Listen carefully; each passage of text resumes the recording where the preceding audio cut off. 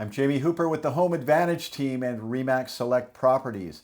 And today we're going to give you tips on how to get your house sold under the slow market conditions that we've been experiencing for the last 3.5 years now. But before we do that, I'd just like to remind you, if you get any value from these videos, enjoy them at all, maybe click a thumbs up, make a comment, or even subscribe to our YouTube channel. So as I mentioned earlier, we're going to talk about the 3 things you need to know to get your home sold under the current market conditions. Those 3 things are price, presentation, and marketing. And we're going to break them down and get into them a little more in detail as we get further on in the video. But first of all, this video is for people who are thinking about selling their home, but they've been frustrated by all of the things that they see in the media. Or maybe you see signs that have been up in your neighborhood for a great deal of time, and you're thinking that nothing's selling. Today we're going to give you some tips on how to make it happen to get your home sold. So the first thing I want to talk about is when and why the market slowed down. So we experienced a real rapid growth or busy period between the summer of 2019 and the spring of 2022. What happened in the spring of 2022 is interest rates had risen about 1.5 to 2.5 points during that period of time. And by the end of April 2022, it had brought the market to a grinding halt. So in the spring of 2022, the average price of a detached house in Greater Vancouver was about $2.1 million. Today, it's about $1,930,000, or a decrease of 8%. And as far as condos go, condo prices are down about 6% during that period of time, and townhomes about 7%. Why did this all happen? Again, because of interest rates are the main thing, but coupled with high prices, this made it unaffordable for people to get into the market. The 3 areas that need to be addressed are price, presentation, and marketing. If your price is not the right price, it doesn't matter how good your presentation and your marketing are, you will not get your home sold. So let's dive into the pricing of your home and how to do that. If you overprice your home when you put it on the market, it's going to do 2 things. It's going to make your home sit on the market longer. And not only that, it's going to bring in the wrong people to sell your home. And what do I mean by bringing in the wrong people? It'll bring in people, let's say your house is worth 1.5 and you've got it listed for 1.7.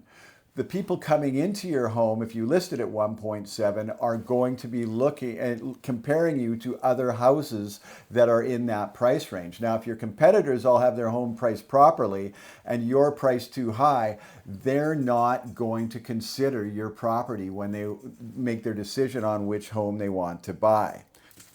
So let me give you some examples of what this can cause.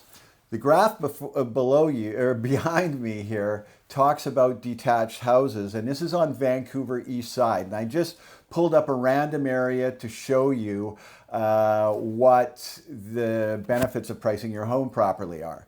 So on the east side, 30 days from behind us here, there were 55 houses on the east side sold. The median time for all of the houses that sold was 15 days. Well, that's pretty reasonable to get your home sold in 15 days. When you have a listen to what's going on in the news, they make it sound like houses are sitting on the market forever, and some of them are. Those are the overpriced houses. The people that price their houses properly are getting them sold, many of them in under 7 days. So let me give you some examples here. So as I said, 15 days is the overall number for the 55 sales. They all averaged 97% of their asking price. So if they were asking $1 million, the average home got $970,000. How many of them sold at or above asking price? And what that indicates is you had multiple offers on your home. 13% of them did. But now let's break it down a little further. Let's break it down to the ones that sold in the first 7 days.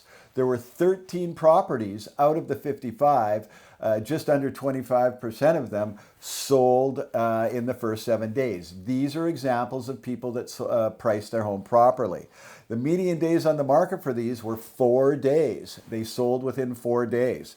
They got, on average, 98% of their asking price, and 16% of them sold at or above asking, which indicates they probably received multiple offers. Now let's look at the ones, now the median selling time was 15 days. Let's look at the ones that took longer than the median selling time. They took 16 days. There were 25 sales, 56 average days on the market. I don't know if any of you have ever sold a home before and had your home on the market for 8 weeks, but it's a pain in the butt. You've always got to have it clean. You never know when your realtor is going to call you to show the place.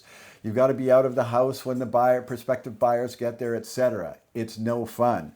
To compound that, they only got 95% of their selling price, compared to the 98% of the selling price that the people got their first 7 days. Only 8% of them sold above or at asking price. And when the 8% that did get that, they had already reduced their price. So once they reduced their price after their 56 days, then they got the multiple offers. And then what percentage of them had to reduce their price before they got their property sold? 56% of those 25 sales had to reduce their price before they got an offer on their home. Overpricing is the biggest mistake you can make when selling your home. Now let's talk about the presentation of your property. First impressions matter. So do your best to make sure that when the people pull up, your home has great curb appeal. Make sure the lawns are cut.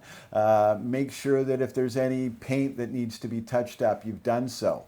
Inside, you want to declutter your home and make sure all of the stagers and designers always tell you that less is better.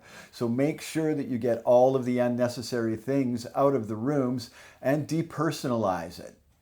If you can, it makes complete sense to stage your home. And we're going to go into the details of it, of how to get your home staged and what to do a little further on, but it's critical. So in closing, do your best to make sure that your property has great appeal to people when they walk into it. Now, this isn't always possible if it's an older home that you've inherited and it's just lot value. Well, that's a completely different story. But if your home is going to be inhabited from the new buyer, you want to make sure that you have as much appeal as possible to the buyers when they pull up. Now let's get into the marketing of your home. Selling a home today is a lot different than it was before the internet came along. The first showings nowadays aren't when the people come into your property. Your first showings are online. That's why it's critical to have beautiful pictures of a staged home, so and having it priced properly to lure the prospective buyers into your property. All of these things matter, and they are very important. So in summary, the important things to do are: number one, price your home properly. Number two, get it looking the best that you can possibly get it looking before you put it on the market. And number three, select a realtor that knows how to market your home properly. I'm Jamie Hooper with the Home Advantage team and RE/MAX Select Properties, and we'll be back soon with another video.